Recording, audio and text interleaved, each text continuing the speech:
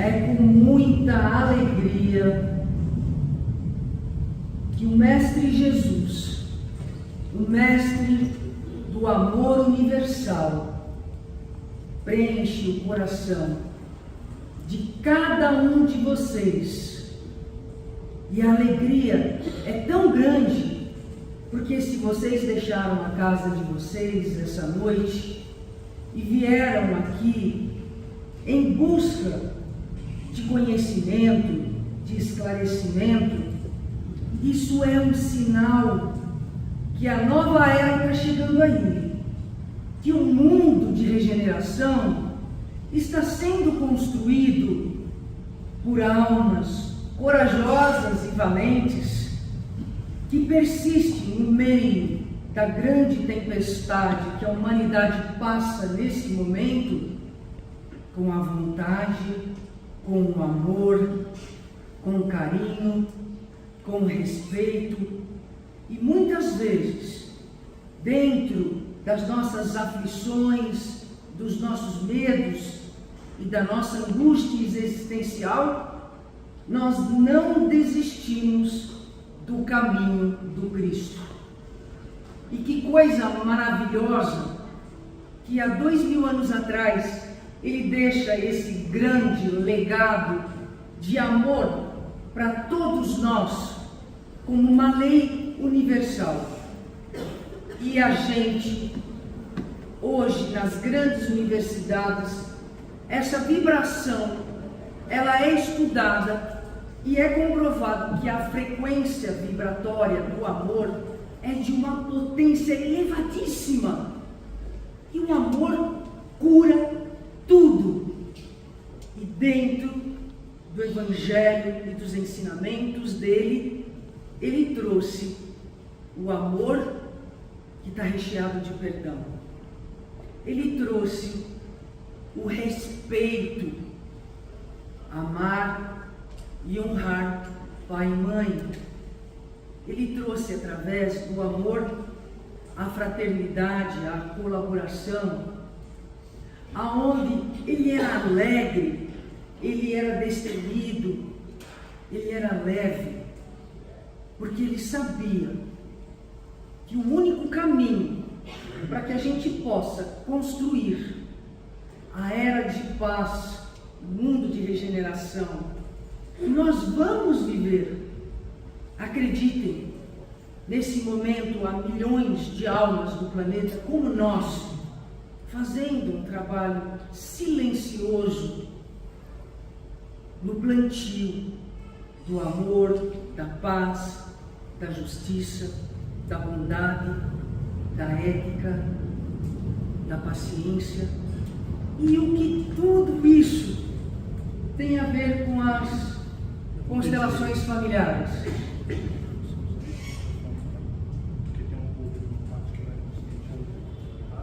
E o que tudo isso tem a ver com as constelações familiares? Muito. Porque o Bert Hellinger elegeu no seu trabalho que ele desenvolveu, e eu vou contar a história do Bert Hellinger para que vocês possam entender como ele construiu as constelações familiares. Não foi ele que fez as constelações familiares, ele conheceu e depois ele aprimorou.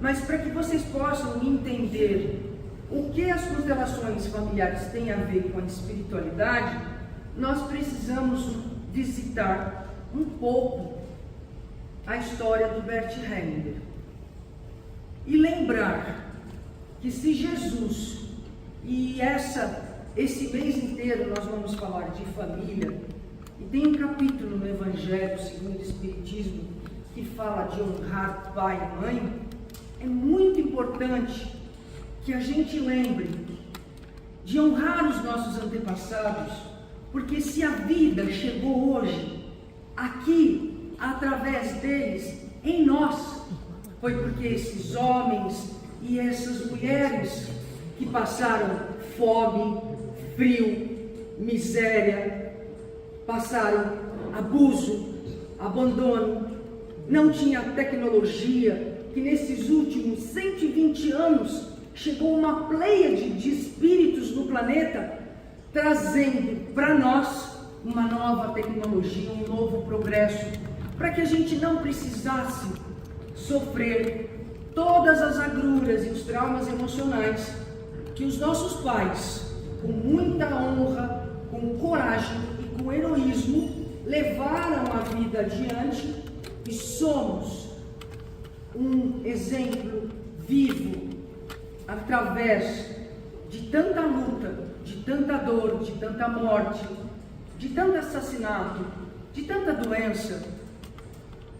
O antibiótico tem 60 anos no mundo, 70 anos no mundo. Eles morriam cedo. Então, essa noite é em homenagem aos nossos antepassados, aos nossos pais, que trouxeram a vida até hoje. E o grande presente que eles nos deram foi abrir a porta da existência humana para que a gente pudesse continuar o nosso caminho de evolução. Então eu vou falar um pouco para vocês sobre a vida de Bert Hellinger.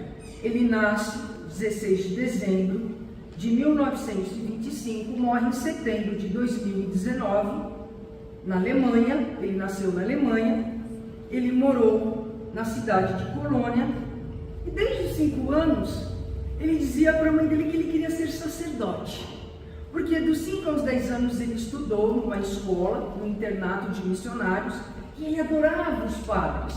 Ele disse que ele brincava, que ele estudava, que ele aprendia, e que os padres eram muito afetuosos com ele. A família de Bert Hellinger, uma família católica, cristã, religiosa, e que não via com bons olhos, em 1933, a ascensão de Hitler a chanceler da Alemanha. O pai de Bert Hellinger chega em casa muito preocupado, e Bert já era um jovenzinho, no começo da adolescência dele, e escuta o pai dizer: estou triste. Hoje Hitler se tornou chanceler da Alemanha. A Alemanha irá passar por anos muito difíceis e o povo alemão irá sofrer muito. Por conta do Bert receber uma herança e uma educação religiosa, católica, cristã, eles ficaram completamente à parte da euforia e do fanatismo nazista que se instalou na Alemanha. Hitler proíbe qualquer manifestação de grupos religiosos. E claro que a família do Bert fazia os encontros nas comunidades deles. Eles foram descobertos e eles eram pessoas não bem vistas e pessoas não gratas pelo povo alemão. Por conta disso, Bert é muito perseguido e aos 17 anos ele é convocado para servir o exército. Com 18, a guerra estoura, a Segunda Guerra Mundial, ele vai para a guerra e ele é colocado no batalhão, no pelotão da frente, porque os generais, quando mandam uma equipe de soldados para combater, o primeiro pelotão são de soldados frágeis, de soldados doentes, de soldados que são presumíveis traidores da pátria. E lá foi o Bert no pelotão, no primeiro pelotão. Bert sobrevive. Em 1944 ele é prisioneiro dos americanos, ele vai para um campo de concentração, ele passa por todas as agruras que os judeus passaram, e um ano depois, em 46, ele foge do campo de concentração, fica durante uma semana num vagão de carga, pregado como um caixote, não podendo fazer nada. Ele teve traumas horríveis depois para ir no banheiro, Chega na cidade onde estava a família dele, o irmão havia morrido, a guerra havia terminado, e ele entra como missionário, por uma congregação de missionários, os mesmos do qual ele tinha estudado na infância e no comecinho da adolescência dele, se torna sacerdote, e em 1952 ele vai para a África do Sul lecionar e tem uma paróquia e começa a se tomar de amores pelos Zulus. Ele era contra o apartheid, porque a gente tem que lembrar que Bert era humanista, Bert era cristão e Bert tinha um amor gigantesco pelas pessoas. E ele recebe todos na paróquia dele, na escola, brancos e pretos e os africanos. Ele tem uma experiência muito interessante com a tribo Zulu, que os Zulus também começam a ter muito carinho por ele, e ele é convidado num ritual aonde duas famílias haviam brigado, não se falavam, e os anciãos daquela tribo se reuniam numa fogueira, chamavam a tribo inteira, e os anciãos faziam com que aquelas duas famílias fizessem as pazes. Bert achou muito interessante essa visão ancestral dos africanos, mas isso ainda não influenciou na constelação familiar que Bert vai desenvolver anos depois. Em 1966, ele volta para a Alemanha e começa a fazer terapias de grupo e cursos, e se torna terapeuta de dinâmica de grupos, porque ele adorava estar com as famílias, ele adorava tentar auxiliar de alguma forma todos aqueles que buscavam ele com a dor do vazio que existia na alma. E essa dor nos acompanha há muitos milênios. Então, Bert desenvolve a primeira técnica e se torna terapeuta de dinâmica de grupo. Aqui eu tenho que fazer um parênteses para explicar para vocês o que aconteceu em 1970, aonde a lei sistêmica chegou no mundo para ficar. A lei sistêmica, a sistêmica é um sistema, é um conjunto de pessoas, de espécies, de grupos que representam, eu tenho meu grupo familiar, minha família, meu pai e minha mãe. Eu tenho um sistema familiar que eu venho do meu pai e da minha mãe. É um conjunto de pessoas. Os mamíferos é um conjunto, é um sistema de mamíferos. O planeta Terra é um sistema gigantesco que abriga milhões de sistemas que estão o tempo inteiro trocando informações. Por que eu faço uma pausa em 1970? Porque em Palo Alto, na Califórnia, havia um grupo de médicos, psicólogos e psiquiatras que se reuniram e estavam muito incomodados que em várias clínicas psiquiátricas os seus pacientes, quando tinham alta e voltavam para a família, eles tinham recaída. E houve uma grande pesquisa e ali eles perceberam que a família exercia uma influência muito grande na recaída daqueles esquizofrênicos.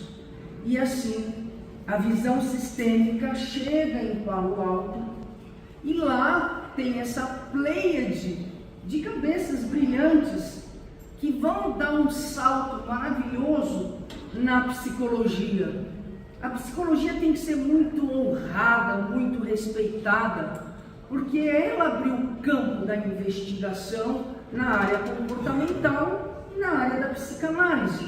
Só que em 1970, eles percebem que não dá mais para tratar as pessoas só olhando elas como um indivíduo único e que tinham que abrir a visão para o campo sistêmico das famílias. E hoje, mais de 50 anos, a visão sistêmica está em todos os campos da ciência.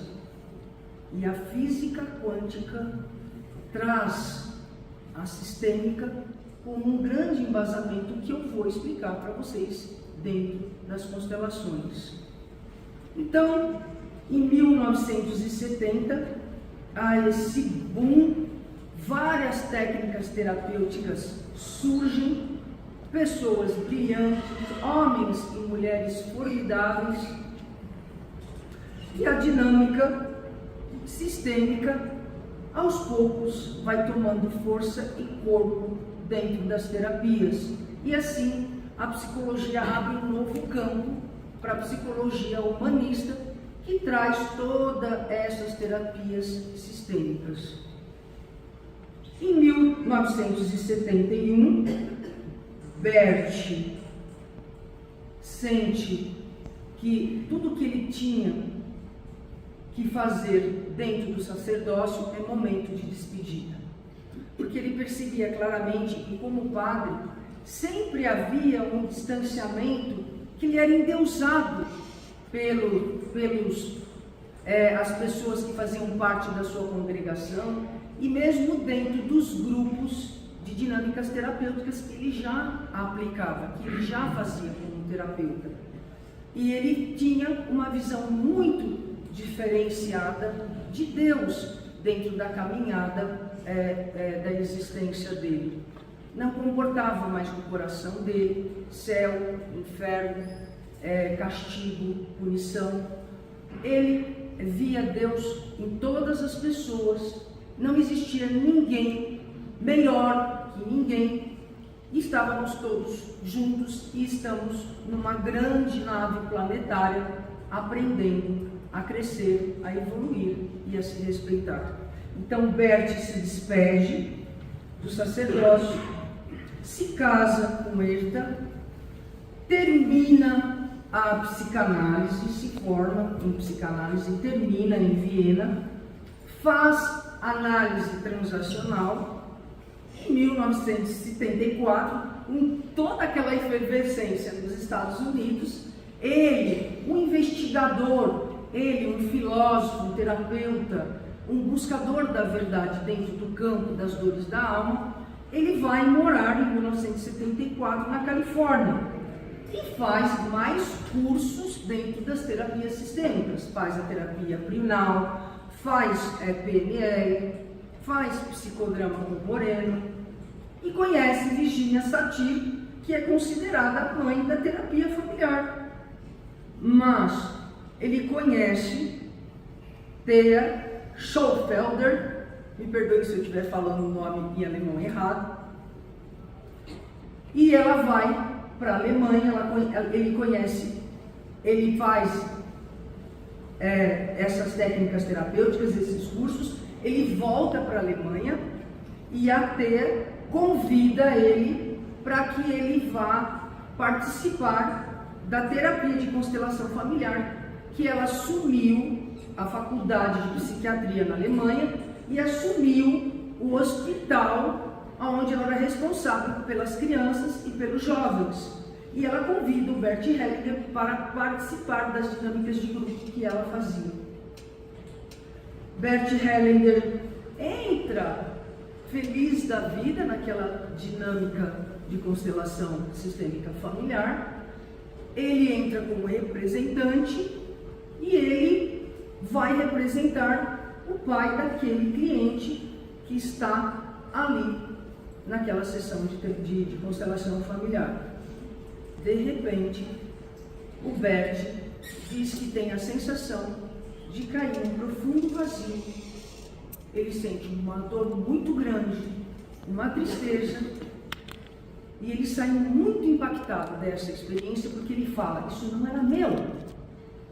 Eu recebi umas sensações físicas, eu recebi uma carga emocional que não era minha. não fazia parte da minha alma. E aí, ele se apaixona por essa técnica e começa, a partir daí, a desenvolver a técnica de constelação familiar dele. Então, aqui, nesse momento, nós vamos fazer uma pausa, porque eu preciso explicar para vocês os campos mórficos genéticos, porque a gente entra na constelação e todo mundo fala, o campo, nós vamos representar o campo, tem o campo, é o campo mórfico genético.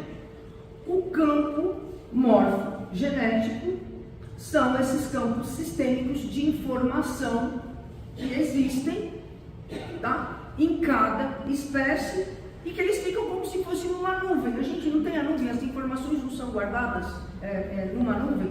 Esses campos mórficos guardam a informação de cada sistema no planeta. Tem o campo mórfico dos minerais, tem o campo mórfico dos vegetais, tem o campo mórfico dos mamíferos, tem o campo mórfico da humanidade, tem o campo mórfico do próprio planeta, e nós, dentro desses campos, desses sistemas, nós estamos interagindo e trocando informação. Vou falar a experiência que o biólogo que ganhou Nobel, Hubert Sheldrake, ele vai estudar a teoria dos campos mórficos, e a experiência é a seguinte, é a experiência do centésimo macaco. Existiam 2 ilhas no Pacífico. Numa ilha existia uma espécie de macaco, um sistema de macacos. Esses macacos pegavam o coco, tentavam abrir, jogavam no chão, até que um bate uma pedra e abre o coco. O outro olha, repete, abre o coco. O terceiro, o 10º, de repente, todos os macacos da ilha daquela espécie estavam abrindo o coco, igualzinho o primeiro macaco. Impressionantemente, na outra ilha do Pacífico, todos estavam abrindo o coco da mesma maneira. E no mundo inteiro, aquela espécie de macaco recebia a informação por transferência eletromagnética, como a gente faz com os celulares. Todos estavam abrindo o coco da mesma maneira, sem nunca terem se visto. Então, um dia, Hubert Sheldrake, curioso, Nobel em biologia, vai participar de uma constelação. E ele fala, olha os campos mórficos familiares. O Bert não sabia o que era campos mórficos genéticos. O Bert, ele sempre trabalhava com o estudo empírico da observação do fenômeno de que acontecia dentro da terapia dele. E claro, todos esses cursos que ele fez, ele não ficou especialista em nenhum. Ele pegou o melhor do que tinha, de tudo isso que ele aprendeu, e ele foi trazendo isso para dentro das constelações. Só que lembrem-se, Bert acreditava no amor. Bert era cristão, e ele trouxe como ferramenta e como resultado final, quando a gente ressignifica a dor que aparece, o amor colocado em ordem. Só que antes eu expliquei como o Bert recebeu a informação daquilo que ele sentiu. Como que ele recebeu a informação? Nós temos a epigenética, que hoje é uma ciência que está oficialmente muito requisitada dentro da cadeira da transgeracionalidade, e a epigenética estuda a mudança nas funções dos genes através das experiências vividas pelos pais. Como acontece essa alteração nos genes? Através de dietas, traumas emocionais que são transmitidos para os descendentes. Olha que maravilha! Olha o avanço da ciência. E Bert ficou encantado, porque mais uma vez, aquilo que ele sentiu, o cliente tinha uma memória genética de dor emocional, de um trauma que aconteceu numa geração passada. Então, quando ele sentava ali e ele trazia a dor dele, ele escolhia um representante. Esse representante se olhava para o assistido na constelação e começava a ver essa transferência de informação, porque nós entramos no campo do cliente, da família do cliente, e aquilo que dói começa a vir em transferência de informação. É igual ao celular, é uma frequência eletromagnética de informação, e as pessoas começam a sentir tudo. Então, aqui, nesse exato momento, nós vamos desmistificar. A constelação não é uma sessão espírita de incorporação. Na constelação familiar não baixam espíritos. Na constelação familiar ninguém recebe espíritos. Nós temos o trabalho de Allan Kardec, em 1856, que trouxe a decodificação dos espíritos e renasceu o cristianismo, um amor verdadeiro para a humanidade, trazendo a imortalidade da alma. E graças ao kardecismo, a esta casa e milhões delas espalhadas no mundo, existem trabalhos de desobsessão, onde médiuns que se preparam através das escolas recebem esses irmãos sofredores para que eles possam ser auxiliados, encaminhados. Então, hoje, a grande missão aqui é desmistificar constelação com baixo espiritismo, com incorporação. Não. Constelação é ciência, é uma ciência séria. Constelação familiar está em 150 países. E o Bert continuou o seu caminho, e dentro da genialidade dele, ele descobriu que o amor tem 3 leis ocultas que regem as relações humanas. Essa foi a grande genialidade dele. A lei do pertencimento. E nós não podemos excluir ninguém.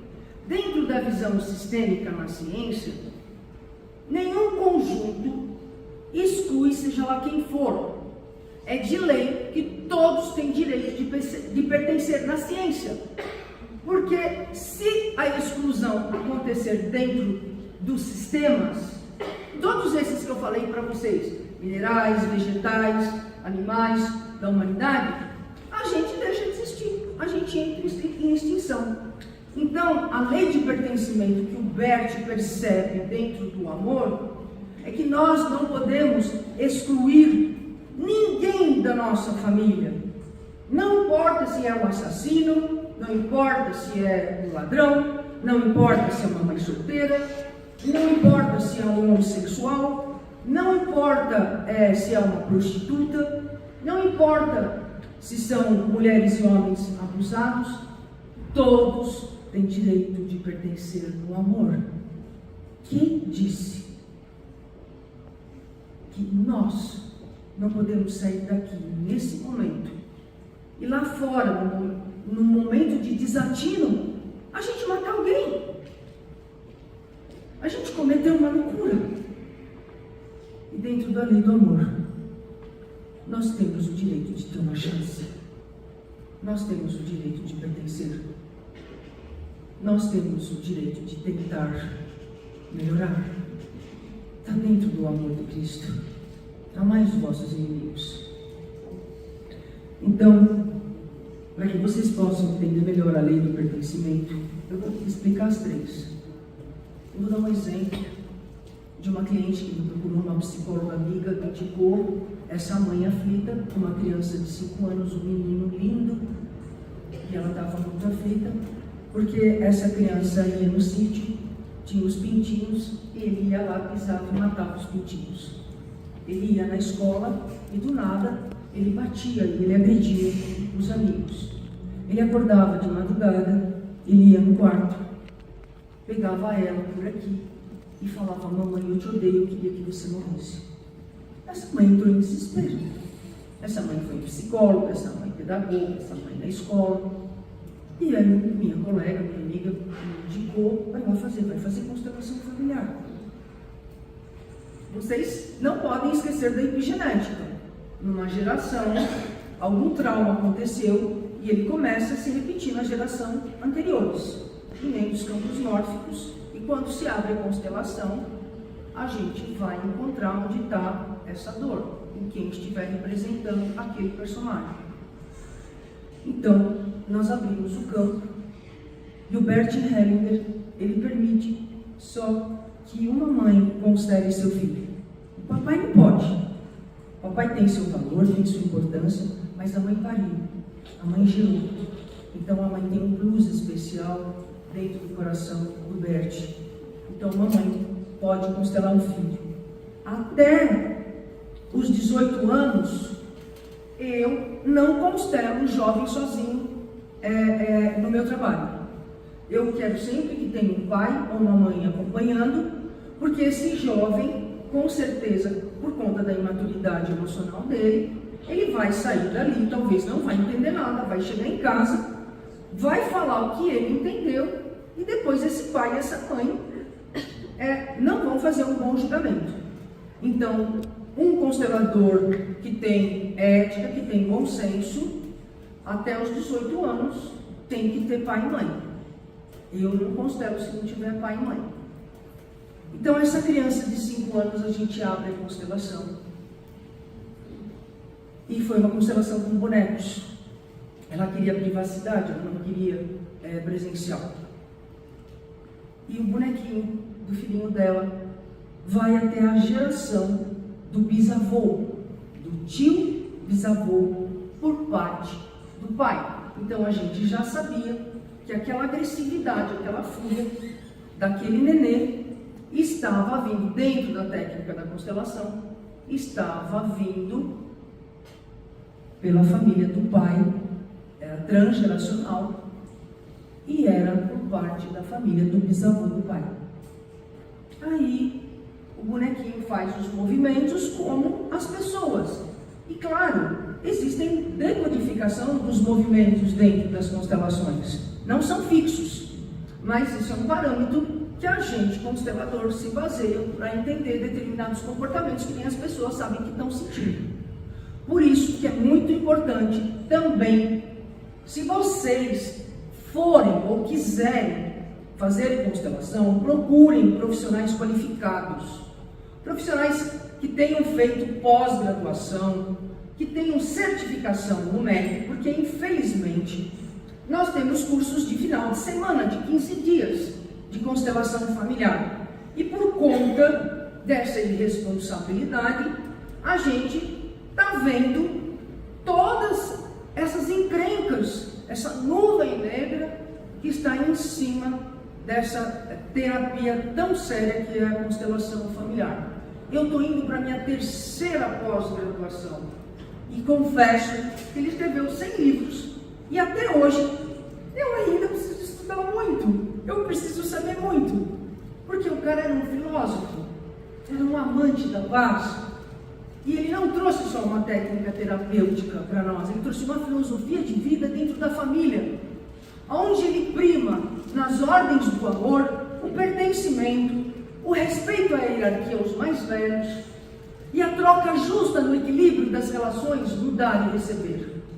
Mas voltando ao nosso coleguinha dos pintinhos que ele matava,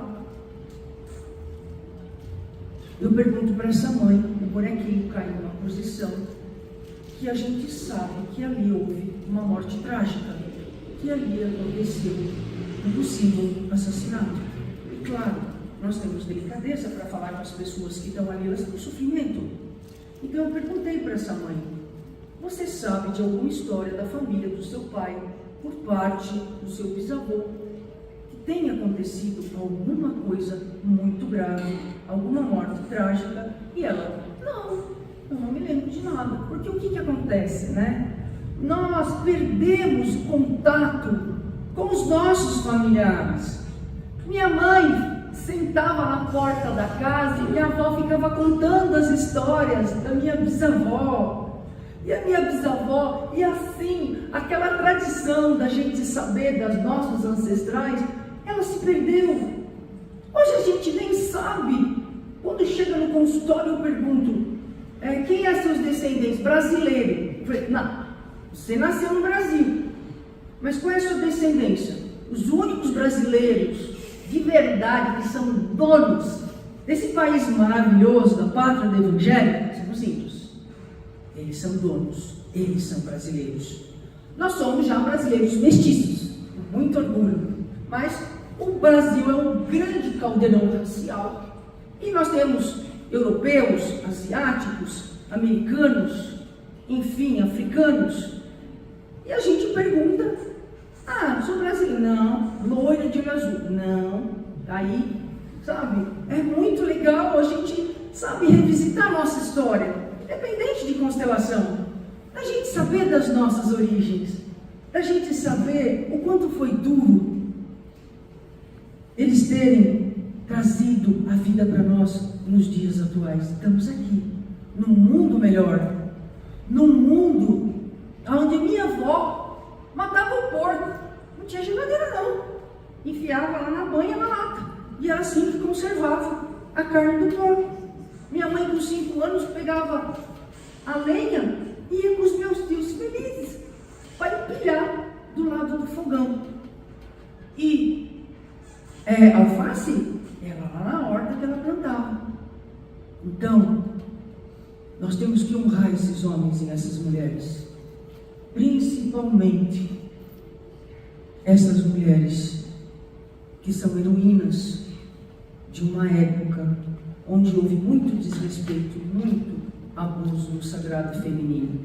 Mas nós estamos nos curando, porque a era do amor, a era do feminino chegou no mundo, e através da lei do Cristo, da lei do amor, a mulher vai dar as mãos ao homem para que a gente possa finalmente viver numa era de paz, porque cada um tem sua qualidade, sua capacidade, e a gente precisa reaprender na terceira lei da ordem do amor de Bert Hellinger a fazer trocas mais justas, mais equilibradas dentro das relações.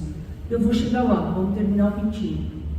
A mãe começou a me olhar com uma cara estranha, eu apliquei a técnica, eu honrei aquele antepassado que nós viemos descobrir depois que é um tio bisavô, eu honrei, ele foi colocado dentro da constelação, ele foi incluído, ela foi embora, me olhando com uma cara, essa consteladora, pelo amor de Deus, nunca mais volta aqui. 10 dias depois, ela me telefona, chorando, e diz, Maria Tereza, me perdoe. Quando existe um segredo na família e a gente abre a constelação, ele aparece na família, ele é revelado. Ela encontrou com o pai, filha, eu nunca contei para você, mas você sabe que nós tivemos um tio bisavô, que ele tinha 19 anos, e aos 15, e a noiva tinha 15, ela terminou com ele e ele matou essa noiva?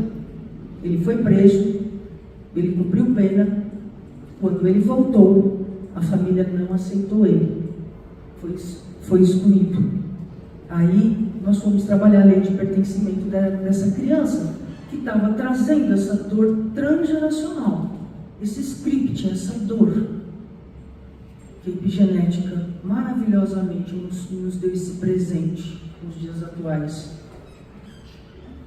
E ela, na hora, o que ela não fez na constelação, na hora ela fez, ela me contou, meu tio bisavô, me perdoe, eu incluo o Senhor com todo o amor no meu coração, eu não sabia, não foi justo, você cumpriu a sua pena, você faz parte da nossa família, a partir de hoje você pertence à nossa família. No mesmo dia à noite, de madrugada, o bebê de 5 anos vai no quarto e fala, mamãe, eu te amo. E nunca mais bateu em nenhuma criança. Então, a primeira lei das constelações familiares, dentro do amor, ela foi honrada, ela foi olhada. Porque nós temos que lembrar que os nossos antepassados sofrerão muitos traumas. Então, a gente vem trazendo muita dor, muita separação, muito ódio. Existia muito, às vezes, assassinato nas famílias, filhos que matavam pais, filhas que engravidavam e eram obrigadas a ir para convento. Tantas histórias. Isso deixou informações de muita dor dentro dos nossos antepassados, e elas vieram até os dias de hoje. Em cada geração vai melhorando, porque a gente nasce com o objetivo de se melhorar, de crescer, de evoluir. E essas técnicas terapêuticas que chegaram em Palo Alto em 1970, elas estão dando um upgrade no planeta para acelerar a cura das famílias, a cura da nossa dor. E não tem outro caminho, é o amor. É o amor. Nós precisamos resgatar o amor, que está escondido numa gaveta. Nós estamos vivendo numa era em que a gente, por qualquer coisa, se hostiliza. A gente, por qualquer coisa, se trata mal. A gente, por qualquer coisa, briga. E nem quero começar a falar de celular, de grupos de família e o mimimi que dá. As pessoas estão se separando, terminando noivados em grupos de WhatsApp. Gente, essa tecnologia chegou no planeta para trazer para nós conforto, diminuir distâncias, para que a gente possa ver os nossos entes queridos que estão do outro lado do planeta, para que a gente possa trabalhar, para que a gente possa estudar nas grandes universidades que tem no mundo inteiro. E nós, por conta de toda essa dor, de todo esse trauma, nós não queremos mais nos olhar, nós não queremos mais conversar, e nós estamos todos andando o tempo inteiro assim. Mas eu sou uma mulher otimista, eu sou uma mulher do Cristo, e eu acredito que essa fase também vai passar. E que nós já estamos acordando para a realidade, que nós precisamos voltar a nos olhar, a conversar, porque na minha época não tinha celular não brigava. Eu tocava campainha, eu ia lá na casa da minha amiga e falava, o que é? O que aconteceu? Por que você não quer falar comigo? E sempre acabava num abraço, num beijo, estava tudo bem. Hoje ninguém se fala. Então, a segunda lei que ele percebeu da ordem, do princípio da força que existe no amor universal, é a lei dos mais velhos, da hierarquia.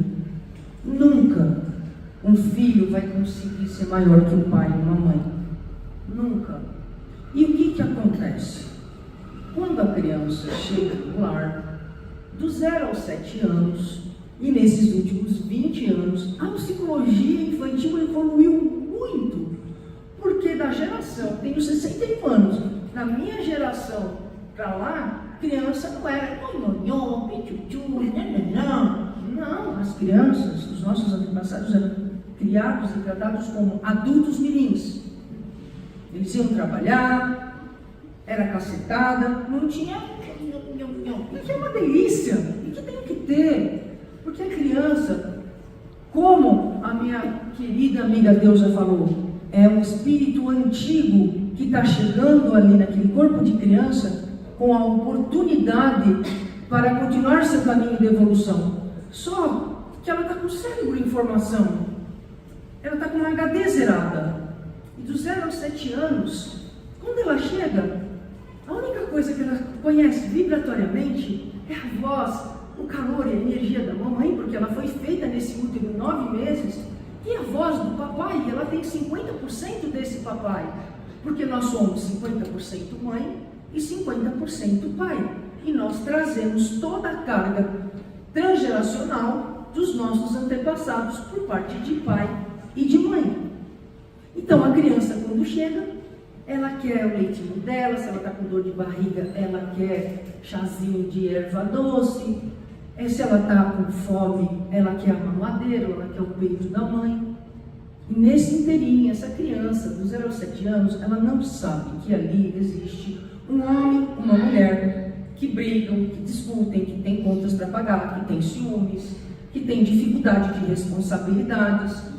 E os pais não fizeram isso por mal. E também não fazem, mas está aí a ciência trazendo informação para que a gente possa, nas próximas gerações, ter uma conduta melhor, fazer diferente. É por isso que estamos reencarnados aqui, para crescer, para nos tornarmos seres humanos melhores. Então, essa criança eu vou contar a minha experiência. Essa criança de 5 anos, eu via meu pai e minha mamãe brigarem, que eu não entendia. E o meu pai, ele tinha problemas com a bebida. Meu pai tinha já uma disfunção muito grave emocional, ele era alcoólatra. E eu não sabia. E quando ele brigava com a minha mãe, eu, pequenininha, corria para a perninha dela. Porque eu não gostava de ver minha mãe triste. Mas eu não entendia nada. Porque o meu cognitivo estava em formação. Eu não sabia nada, eu não sabia nem o que era noite, nem o que era dia. Quando a gente chega para o filho e fala, o papai vai viajar daqui uma semana, ele volta, a criança tem 3, 4 anos, dali meia hora, ela não sabe o que é tempo. Dali meia hora, mamãe, cadê o papai? Não sabe, tá? Então, o meu cognitivo estava sendo desenvolvido com informação. E eu, naquele momento, e a criança tem um amor tão puro pelo pai e pela mãe, é um amor tão gigantesco, que ela começa a achar que ela está fazendo alguma coisa errada. Por que o meu pai e minha mamãe estão brigando? Será que eu fiz alguma coisa para eles? Ela começa a assumir a dor do casal. Porque para ela só existe papai e mamãe. Ela só vai saber que tem um homem e uma mulher ali no começo da pré-adolescência. Aí ela sabe que além da relação de pai e mãe, existe um homem e uma mulher que tem as dificuldades deles, que traz as dores transgeracionais deles, que traz suas questões kármicas, que estão naquele novo seio familiar para tentar acertar, para tentar melhorar, para tentarem ser felizes nessa existência. Então, eu desde pequenininha me coloquei no meio do meu pai e da minha mãe, tomei as dores da mamãe e comecei a ser mamãe da mamãe. E deixei de ser filhinha. Saí da cadeira de filho. Quando completou os 7 anos, eu estava com o script pronto para a vida adulta. E o que eu fiz a vida inteira? Eu era mamãe de todo mundo. Eu queria cuidar de todo mundo. E claro que eu trouxe muito problema para as minhas relações no mundo adulto. Fui fazer, óbvio, terapia. Mas só nas constelações familiares eu resolvi a minha desavença com minha mãe. Porque aí minha mãe a gente continuava brigando. Porque eu ainda não tinha voltado para a minha cadeira de filho. E eu sempre achava que lá no fundo a mamãe me amava. E aí fiz a constelação. E eu percebi que, nossa, eu estou com a mamãe dela a vida inteira. Isso aqui não tá bom. Claro, com anos de terapia, cheguei na casa dela, porque nossos pais não vão mudar da gente. Quem vai mudar é nós. A minha mamãe, eu chegava na casa da minha mãe e ela, às 6 horas, ela toma um medicamento para tremor essencial. E eu chegava na casa dela assim, mãe, a senhora não tomou remédio ainda? Olha o tom. Eu dando ordem para minha mãe. Não tomou remédio ainda? Minha mãe simplesmente falava o seguinte, na autoridade de mãe, porque ela me trouxe ao mundo. Ela será sempre maior que eu, mais que eu queira. Eu tomo remédio a hora que eu quiser e você não manda em mim. E aí, eu saía da casa dela, chorando. Minha mãe me ama, eu faço tudo por ela e ela só me dá palmada. Na constelação, cheguei na casa da minha mãe, fui lá ver o remedinho que eu sempre olhava, né? Que me mexe, eu esquecia. Olha o tom. Mãe, será que a senhora tomou um remédio? A cabeça baixa e falando bem baixinho. Ah, filha, é verdade, eu esqueci. Pega um copo d'água e traz para a mamãe. Eu senti uma alegria tão grande que ali eu voltei, mais de 50 anos depois, no lugar de filha. E cada um tem a sua fórmula. Eu cheguei Depois, na sala, ela gosta de assistir a novelinha das 6 e das 7, é o horário que eu vou visitar ela quase todos os dias, que ela tem 86 anos, e ela é uma mãe maravilhosa. E eu olhei para ela lá sentada no sofá e eu falei, ai meu Deus, eu preciso ser filha. Ai, como é que eu não posso ser filha? Eu preciso ser filha. Ah, não deu outra. Contei até 3, o coração disparado, sentei no chão, pus a cabeça no colo dela e ela passou a mão na minha cabeça. Todo o amor que eu não senti uma vida inteira, ali eu vi o quanto minha mãe me amava, o quanto minha mãe, durante uma vida inteira, ela lutou para que eu pudesse estar hoje aqui conversando com vocês. Nós temos um relacionamento maravilhoso. A mamãe não mudou, continua encrenqueira, rabugenta, mas é lúcida. Eu mudei. Eu saí do lugar de mãe. E mãe de todos, porque pesa.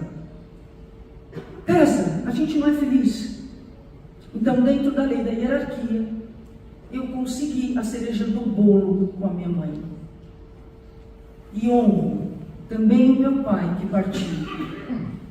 Apesar de toda a doença dele, dentro do processo do trabalho, nas pós-graduação de constelação e graças ao Evangelho de Nosso Senhor Jesus Cristo, eu honrei meu pai, eu agradeci o meu pai, porque eu não estaria aqui se ele não tivesse um dia conhecido a mamãe e aquele homem e aquela mulher não tivessem se amado, não tivessem me gerado para que eu pudesse estar hoje aqui conversando com vocês. Então, pai, muito obrigado aonde você estiver pela vida que você me deu.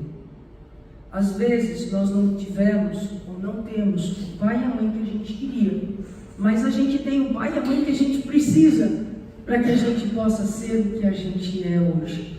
E a última lei de equilíbrio, que são essas leis ocultas que estão em desordem no amor, que aparecem nas constelações, e no momento que elas são descobertas, nós vamos para a ressignificação, para que aquele que trouxe a questão possa entrar em contato com esse amor e se curar, através do perdão, da aceitação, da compreensão.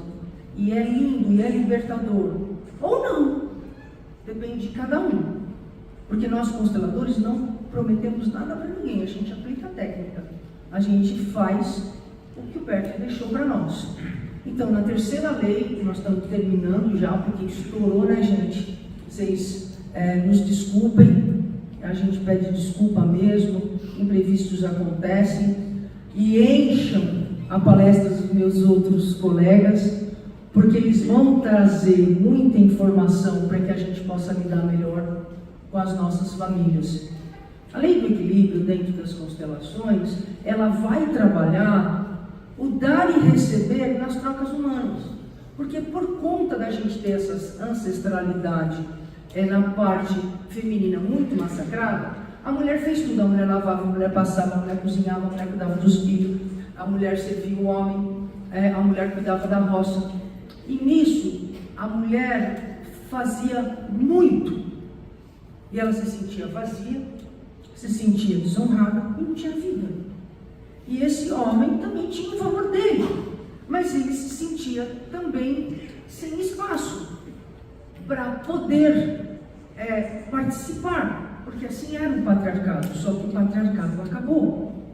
E o sagrado feminino, no amor do Cristo, no amor da mãe dele, está presente no mundo para que haja paz, para que haja união entre o feminino e o masculino. Porque é esse caminho de paz que nós vamos construir um mundo melhor para os nossos filhos.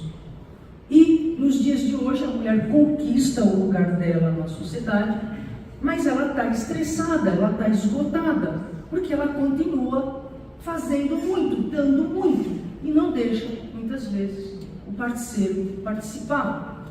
E aí chega um momento que ela está vazia, cansada, carente, e começa o distanciamento entre os dois. E começam as brigas e as discussões nas relações.